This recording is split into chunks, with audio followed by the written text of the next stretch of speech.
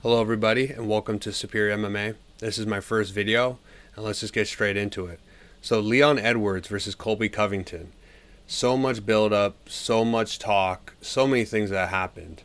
Especially with Colby talking so much trash about Leon's dad, everything that happened. Now the thing that got to me was most people tend to be focusing on what Colby said and there's a lot of reasons why people don't like Colby, but doesn't it bother anyone that the basic kind of opinion on this whole situation is, Colby bad, Leon good?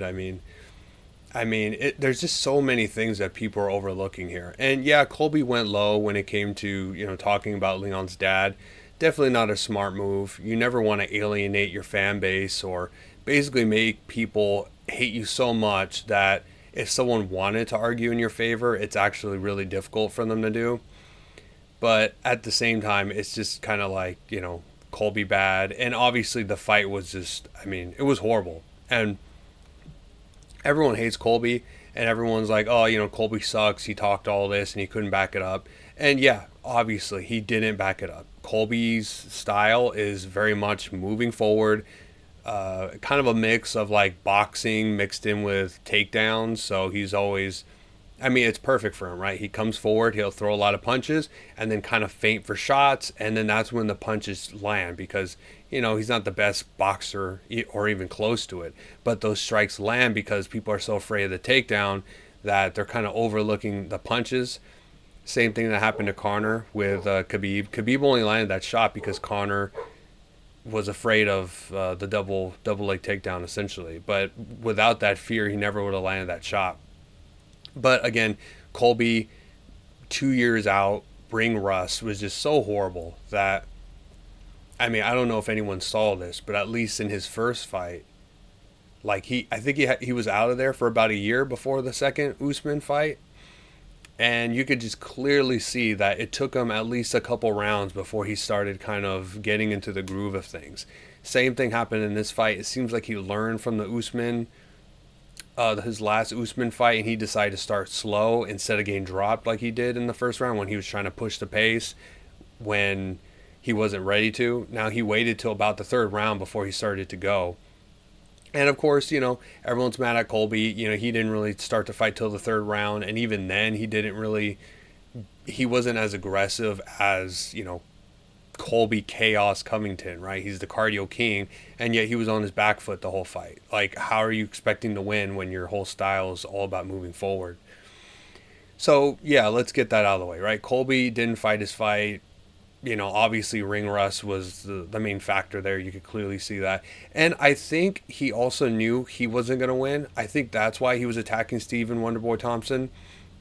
It wasn't just for PR. I think he was trying to build his next fight because maybe he just knew that the ring rust was so bad or might be potentially that bad that he was like, okay, if I lose this fight, then he's going to move on to Steven, which it seemed like he knew what he was going to do because he was already calling him out in the post-fight press conference.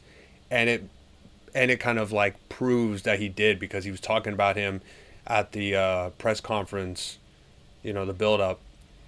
So, unfortunately, it does seem like he knew he was going to lose. He just, like, to me, he was going in there.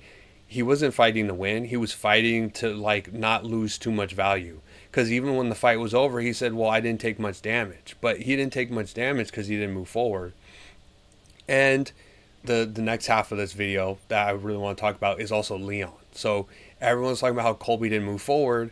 But again, I understand that Leon is a counter striker. He's not the type of guy to really be aggressive and go after you.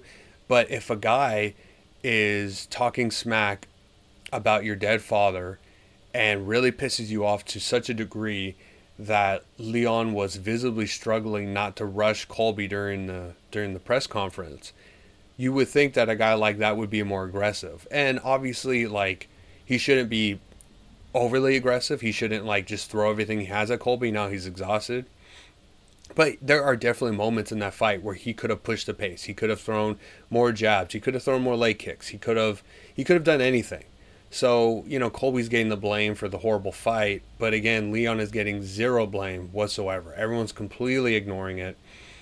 And that's just it's just, I don't know, it's just nonsense. When something happens and you can clearly see that both people are the cause, but only one person gets the blame. I know Colby was talking about his dad and all that type of stuff, but again, it's like we have to really look at the fight.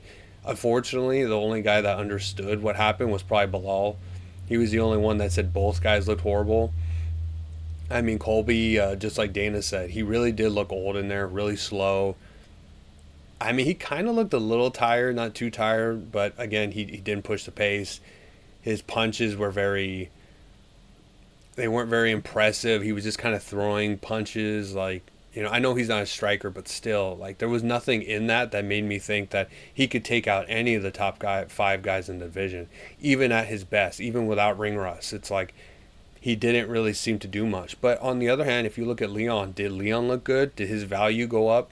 Did anyone see his performance and say, "Oh man, he's going to clear the division and then move up to middleweight and then go knock out Sean Strickland up there"? Like, I don't think anyone saw that. But again, no one wants to have that conversation because we hate Colby because Colby bad and he said something. But at the same time, did he say anything that was really that bad? Because again, right after that press conference, we went right into UFC 297 press conference, and then Driscus brought up Sean Strickland's father and brought up his childhood and brought up actually some dark stuff. It wasn't just, Leon. I don't know if anyone's done the research, but his dad was involved in crime.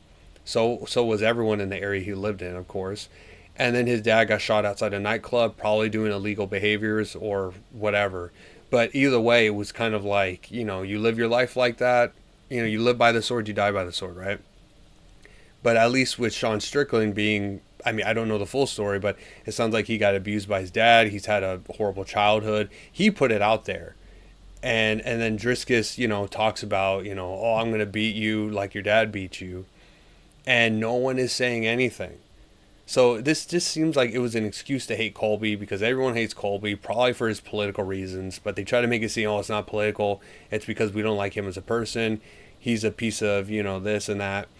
But as we're seeing with Driscus, even Sean O'Malley, technically, because he jumped in on it, on the attack your dad situation. Sean O'Malley, no one's saying anything about, "Oh, how could you talk about Sean's dad?" Same thing with Driscus. No one is saying, "How could you talk about Sean Strickland's dad?" Like, the same energy isn't there. And that's all I really want. If you're going to attack someone, then make sure you're attacking everyone for the same thing. Don't go after one guy and light him on fire. And then when someone else does the same exact thing, literally the next day, all of a sudden everyone just pretends not to see it or hear it. So I think we should all just try to keep it 100%. But yeah, I mean, my final kind of say on that fight is just that Leon looked bad. Colby definitely looked really, really bad. He looked old. So the whole fight was bad. But yeah, please subscribe. Please like my channel. I'm going to be making a lot more videos like this. This is kind of like my New Year's revolution or early revolution in a way. But yeah, I'm just going to be making more videos. So please subscribe, and then I'll see you on the next one.